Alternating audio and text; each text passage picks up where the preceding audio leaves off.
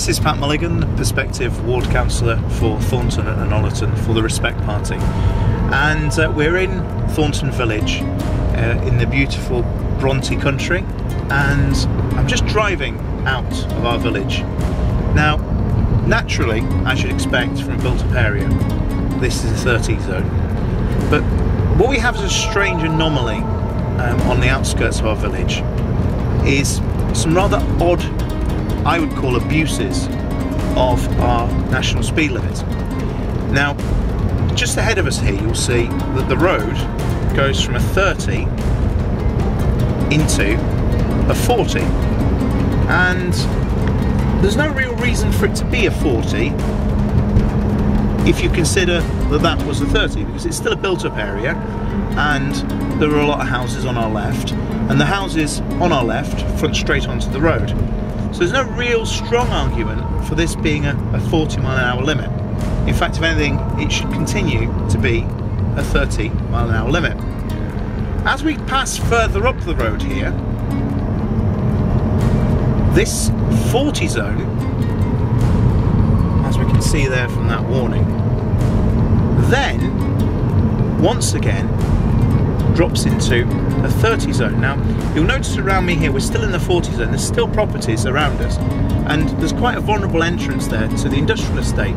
Over in front of me here, we have what's called the Grace development. Now, the Grace development is currently being managed by Miller Homes, but it wasn't always Miller Homes. The actual properties themselves were built by a company called McInerney Homes, who unfortunately went into receivership as a direct consequence of people not being able to get finance on properties in our economy.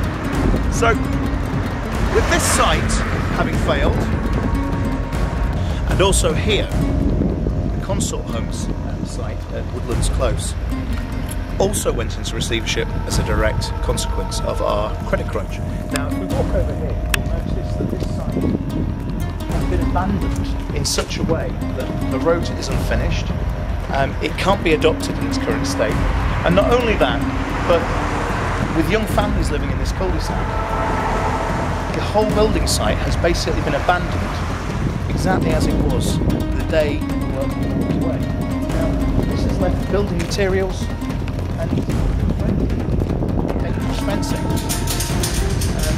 A couple of days ago I drove around here and saw a 5-year-old trying to climb that section of fence over there. Now, the building itself doesn't look particularly sound, but frankly, do you want this eyesore on your doorstep? And we drop back into a 30-mile-an-hour limit. As you look around you, you'll notice, although there's a house there, there's nothing else around us.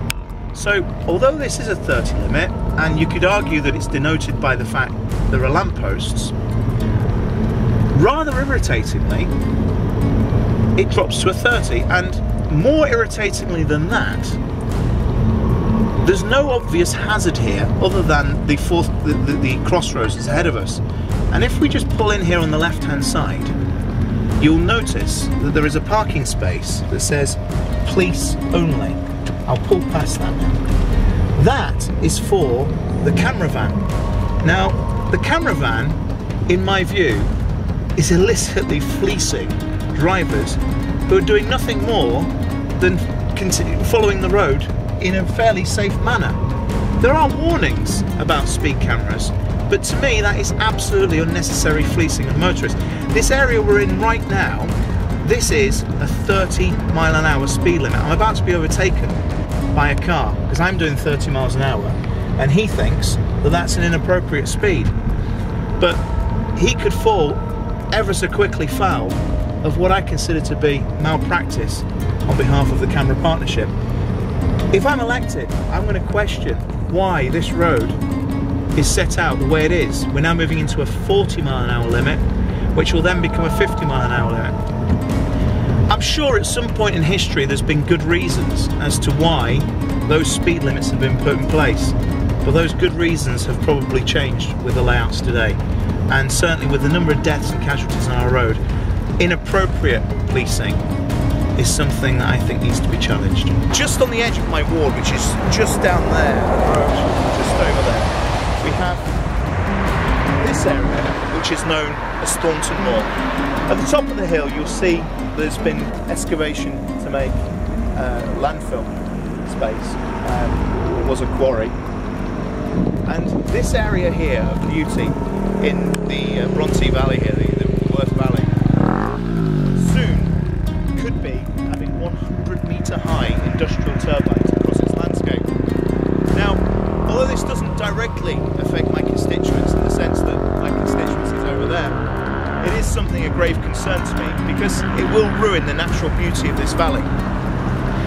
We, in respect, are opposed to intrusion on people's lifestyle. It's entirely unnecessary. There's no need right now for us to have these turbines.